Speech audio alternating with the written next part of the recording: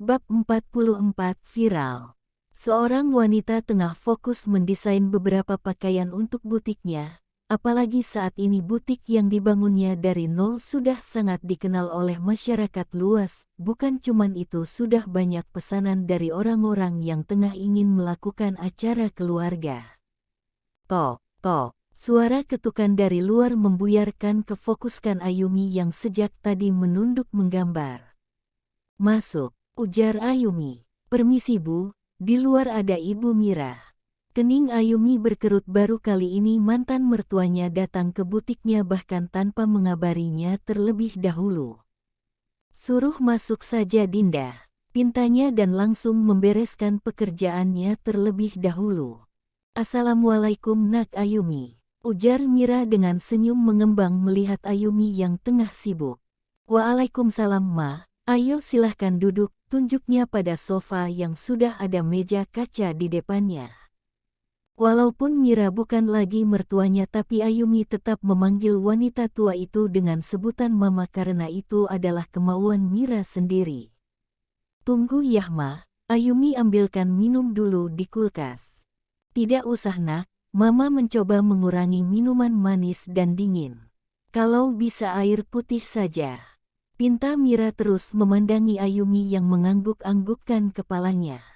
Wanita itu segera beranjak mengambil gelas dan menuangkan air minum ke dalam gelas tersebut. Tak lupa juga Ayumi mengambil cemilan yang memang sudah dia sediakan di ruangannya. "Silahkan diminum Ma, maaf hanya seadanya," ucap Ayumi merasa tak enak hati. "Tidak apa-apa Nak, ini sudah lebih dari cukup kok," balas Mira. Keheningan tercipta ketika Mira mulai meminum air putih tersebut. Entah kenapa kali ini perasaan Ayumi mengenai mantan mertuanya tidak enak. Kedatangan Mira seperti memiliki tujuan tertentu. "Maaf ya Mama datang tanpa mengabari kamu, ada hal yang ingin Mama bicarakan sama kamu Nak Ayumi." Semakin tak enak saja hati Ayumi dibuat oleh Mira ketika mendengar kalimat itu. Wanita itu masih terdiam menunggu apa yang ingin dikatakan oleh mantan mertuanya, tapi wanita tua itu tak kunjung mengeluarkan kata sedikit pun. "Mama mau membicarakan apa? Sampai repot datang kemari. Mama bisa saja menelpon Ayumi supaya datang ke rumah Mama," tanya Ayumi. Helaan nafas keluar dari mulut Mira, hatinya menjadi bimbang mengenai apa sudah benar dengan keputusan ini. Dia takut jika Ayumi akan menolak niat baiknya. "Ini mengenai Dirga." Kening Ayumi kembali berkerut. Apa hubungannya? Dia dengan Dirga semuanya sudah selesai, hanya antara Dania dan juga Dirga yang masih memiliki hubungan. "Maksud Mama?" tanya Ayumi pelan. "Apa sudah tidak ada kesempatan lagi untuk Dirga? Bagaimanapun kalian memiliki anak yang butuh sosok ayah untuk mendampinginya." Kalimat itu mampu membuat Ayumi emosi. Tangan wanita itu terkepal begitu kuat kala kalimat yang tidak ingin didengar oleh Ayumi begitu enteng keluar dari mulut mantan mertuanya. Ketika anaknya tidak berhasil membujuknya dan sekarang ibunya datang dengan hal yang sama. Sungguh membuat Ayumi begitu muak dengan semua ini. "Kamu tahu sendiri kan Ayumi, jika dulu Dania sangat merindukan ayahnya. Sekarang waktunya kalian bersatu kembali, pikirkan tentang Dania anak kalian," lanjutnya lagi berusaha membujuk Ayumi. "Apa Mama disuruh oleh Dirga?" tanyanya dengan senyum tipis. Mira mengangguk membenarkan ucapan Ayumi. Kemarin anak Mama datang dengan wajah putus asanya. Sebagai ibu, Mama tentu tidak tega melihatnya sefrustasi itu Ayumi.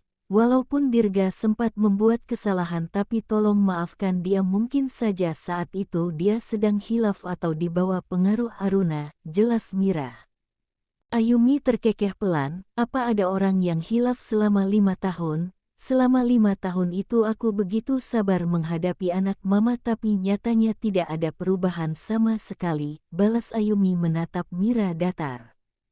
"Tapi setidaknya dia sudah menyesal dengan perbuatannya Ayumi." "Itu urusannya Ma, Mau dia menyesal ataupun tidak, aku tetap tidak akan kembali pada lubang yang sama. Itu sama saja aku membuang-buang waktu. Jangan egois kamu, Ayumi. Pikirkan tentang Dania. Mira mulai tersulut emosi mendengar ucapan mantan menantunya yang begitu keras kepala. Egois. Bukankah mama yang egois di sini? Dengan tidak tahu malunya mama meminta aku untuk kembali pada Dirga yang nyatanya telah menyakiti aku. Jika mama berada di posisiku, aku rasa mama akan melakukan hal yang sama denganku. Mata Mira membulat sempurna ketika Ayumi mengatainya tidak tahu malu. Ada apa denganmu, Ayumi? Kamu begitu keras kepala. Mama seakan tidak mengenal kamu saat ini.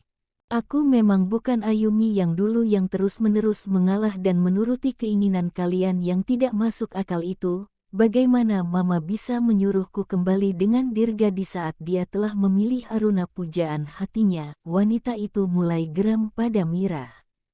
Dirga akan menceraikan Aruna jika kamu ingin kembali padanya.